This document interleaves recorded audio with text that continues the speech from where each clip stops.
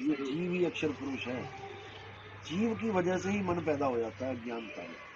जीव को निद्रा आ जाती है, जो बताया ना वहाँ पे रामपाल जी के ज्ञान में, अक्षर पुरुष सो गया, फिर वो अंडा पैदा हो गया, फिर क्रोध से देखा अंडा फूट गया। मैं क्या, काल नहीं ना, मुर्गी का बच्चा था वो अंडे में से पैदा कर रहा है। कहने का मतलब ये है कि अक्षर पुरुष हम खुद हैं। हम जब अज्ञानता में रहते हैं तब ही काल पैदा होता है।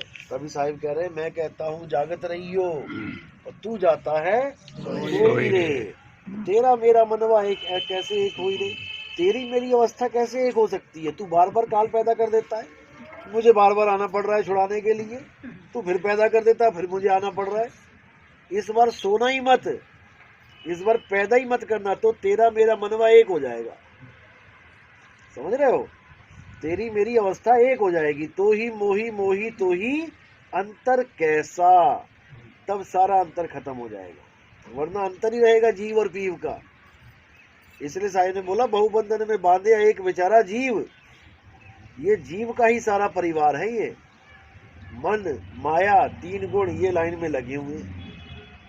अभी नाम दीक्षा नहीं मिली है, जिनको मिली है समझेंगे। अक्षर पुरुष के बाद मन आ गया, मन के बाद माया आ गई, माया के बाद ब्रह्मा विष्णु महेश अपना लाइन में खड़े, उसके बाद गणेश आ गया, और फिर पात रूप संसार। पा यानी पांच और त यानी तत्व। ये पूरा संसार है, पांच रूप संसार। इसी में सारे उलझे पड़े हैं।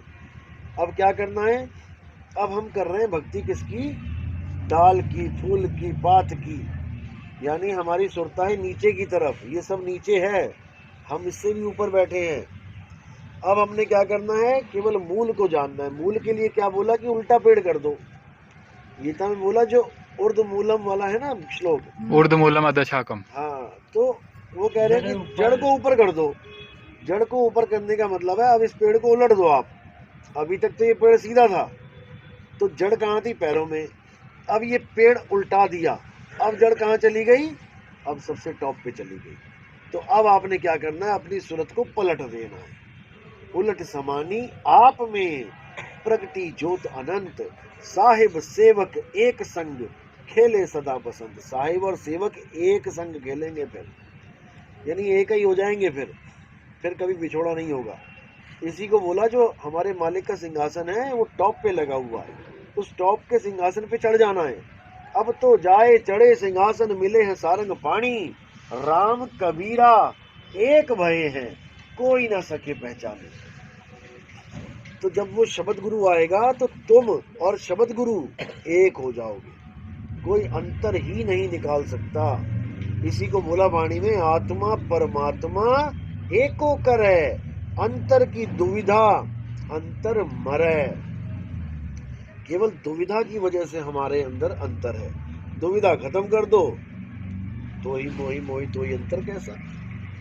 दुविधा का मतलब होता है जब हम अपने से अलग किसी और को सत्य मानने लग जाते हैं, खुद को ना जानने के कारण किसी और की पूजा करने लग जाते हैं, दुविधा है। जब हम खुद को यानी सूरत को पलटते हैं, अपना चेहरा पलटते हैं, तो मालिक और हम एक हो जाते हैं, मिलन हो जाता है हमारा। तो गंगा जब बूंद रूप में जाती है, समुद्र से अलग होती है, तो उसका मुंह उधर होता है, तभी तो भाप उड़ी और जा रही है दूर दूर दूर दूर दूर। अब वापस आने का एक ही मंत्र है। क्या मंत्र है? मुंह घुमा ले। जैसे गई उड़ के वैसे ही बह के आ जाए, उल्टा रास्ता पकड़ ले बस। इसी को बोला गया विहंगम चाल। जैसे आए थे तुम नीचे, वैसे ही उड़ के चले जाओ, और कुछ नहीं करना। और विहंगम चाल के अलावा और कोई मार्ग नहीं है। अभी एक महात्मा सत्संग कर रहा था विहंगम चाल के ऊपर। अब क्या बताऊं मैं, खुद ही बोल रहा है, कह रहा कबीर साहब कहते हैं कि हे धर्मदास, विहंगम चाल निराधार है, सार शब्द निराधार है, वहां पर किसी आधार से नहीं पहुंचा जा सकता। और फिर खुद ही आधार बता रहा है कि नाभि में ध्यान लगा के मैं आगे गया, आगे मुझे त्रिकुटी मिली, आगे मुझे अकल कला मिली, और आगे गया मैं ये मिला वो मिला। मैंने कहा बताओ, खुद ही बोल रहा है कि वो निराधार भक्ति है, यानी बिना आधार के जाएंगे, और खुद ही स्टेजें बता रहा है, पहली स्टेज, दूसरी स्टेज, तीसरी स्टेज। यानी कि बुद्धि काम करना बंद हो जाती है जब काल भगवान चाबी लगा देता है, ताला लगा देता है।